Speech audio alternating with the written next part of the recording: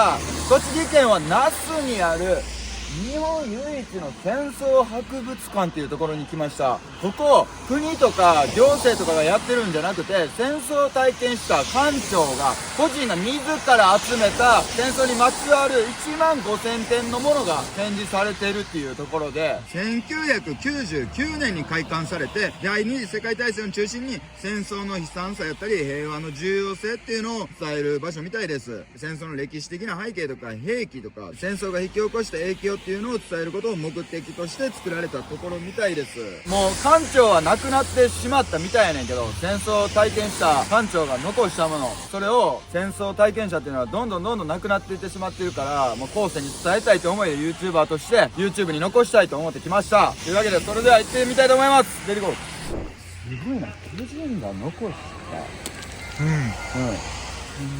たちがずらっと、ただ館長が亡くなってから、結構盗難とかの被害とかにもあって、そんなバチ当たりなやつらがおんのかっていう話やねんけど、だからこそ早めに来たかったっていう場所やねんけど、4月やのになんか雪が降ってて、ほんまにおかしな天気なんかすごい雰囲気が出てんねんけど、そこに池があって、昭和天皇の池全面に植えられたあやめの苗で、陛下が最も愛したナスオギアメを特別入手して、ここに植えてこの池作ってんて。97隻中戦車千葉、これ実際に使われてたものみたいで、第二次世界大戦における日本軍の主力戦車として使用されてたものみたい。ここに実際のすごいで前艦長素敵な表情の、すいません、2名お願いします。1000円、お二人で2000円、自衛官の方はい、あ、そうなんですか。受付のお母さんによると、ここで地震があった時に自衛官の方々がここに来て、ここで崩壊した建物とかを修繕したりとかを手伝ってくれたみたいです。なのでここは自衛隊の人たちに敬意を表して無料ということにもなっているみたいです。戦争博物館は昭和58年に戦史資料館として先代栗林博学さんが立ち上げました。栗林館長は昭和3年長野県生まれ、昭和17年3月に満蒙開拓青少年義勇軍として渡満し、翌18年6月に関東軍に入隊、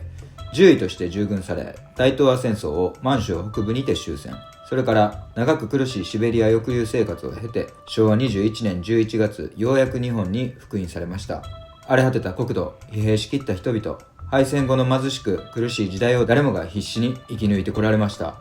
そのような激動の中にも栗林館長が忘れることができなかったもの、それは友と青春を過ごした軍隊時代、その参加された同胞の無念を忘れることはできず、軍隊関連の資料を見つけては集め続け、この那須に日本唯一と評される戦争博物館を創立されました。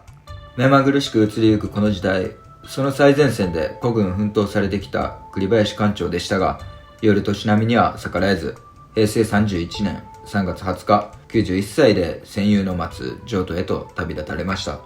れ入り口やな。悲惨な敗戦は二度と繰り返してはならないって言ってた。ここが館長初代の創立者、私たちの先祖がいかに勇敢に戦ったのか、いかにしてこの国を守ろうとしたのか、310万人とも言われる尊い命を散らして教科書では教えてくれないあの大戦の真実をこれから歩んでいくあなたに伝えたいのです。こうした創設者の思いから、この博物館は国や公的機関に頼らない独立運営が貫かれており、国に縛られない発言ができる場として当時の真実を自由に発信することを理念としているそうです。栗林氏は2019年に亡くなりましたが、現在は元里福地さんが第2代館長としてその意思を継ぎ、博物館の運営と収蔵品の保全に努めています。日本の軍事、歴史を次世代に伝えることを目的に掲げ、真実の歴史が正しく次世代に伝わることに貢献いたしますとの公式メッセージのもと、今も調査研究や資料収集が続けられています。那須戦争博物館の収蔵品は多岐にわたり、兵器から生活用品まで幅広く網羅しています。明治、大正、昭和期を中心としたこれらの資料は全て創設者が半世紀以上かけて個人で収集したもので、国立の資料館でもお目にかかれないような希少品が含まれているのが大きな特徴。ここに来れば事実が淡々と語られていて、現在の歴史教科書がいかに嘘か理解できると語る来館者もいるそうです。一般兵の反動、海軍とか食器とか資料用って書いてある。実際に使われてたやつかな。こっち陸軍の食器。すごいな。他にもいろいろな種類の銃が置かれていました。これはただの展示品や模型、鉄の塊ではなく、国や家族を守るという意志で人の命を奪うものでした。それが自分の目の前に実際に現れた瞬間、背筋がゾッとしました。ここには想像を絶する人間が起こした悲惨な現実が実際に置かれてました。防弾チョッキとか、いや、てか、おびただしい数やな。想像以上。すごすぎん、こんだけ集める。いや、すごい。軍隊の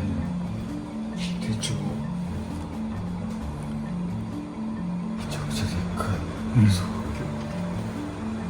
お、すげえ見えるわ。見える？めちゃくちゃ向こうの木見える。ほんまに葉っぱまで一枚一枚見えるわ。すごっ。これらの展示を見て思ったのは、戦争がない普通の日常が実は生きていく上でどれだけ贅沢なことなのか。普通に電気が通ってて、ご飯が食べれて、笑い合える日々がどれだけ奇跡か。ここの空気は普通に生きている生活が実は当たり前じゃない命の重みを痛切に感じる場所でした。これを個人で集めて整理してここに展示してるってすごいことやで。結構生々しいな。戦争がどれだけの人の命を奪ってきたかっていうのがなんかすごくこう目の当たりにすることができる。まあ今回映してるのは一部やけどさ、この資料館はずっと残っていてほしいなっていうふうに思うな。すごい大切な資料が保管されている場所だなっていうのを思ったな。ここに来たことによって戦争の悲惨さっていうのを強く感じる場所でもあったな。やっぱ実際のその写真であったりとか戦争の証言とか武器とかそういうのを見て、それがもう民間の人たちの無数の命を奪ってた。家族を失って無力でありながら命を奪われた人たち、だから戦争を二度と繰り返しちゃあかんなっていうのをより一層感じることができるし、これ後世に伝えていきたいなと思いで今回一部を撮りました。亡くなっていった人たち、そして先祖様が国やったりとかを守ってくれた。だからこそ俺たちはこうやって平和に生きれてるっていうことも強く感じることができたし、今普通に生きれてるってことがどれだけ幸せなんかっていうことを感じることもできたから、日々強く生きていこうっていう風な思いにもなったなって感じかな。今回はちょっと一部をご紹介しましたけど、実際に来たら空気として感じるな。ふっと重い空気というか、こういったことをやっぱり来てみて体験することって大事なんだなとは思いましたね。よし、ほんならここからまた次の旅に出ますか。はい。やりたい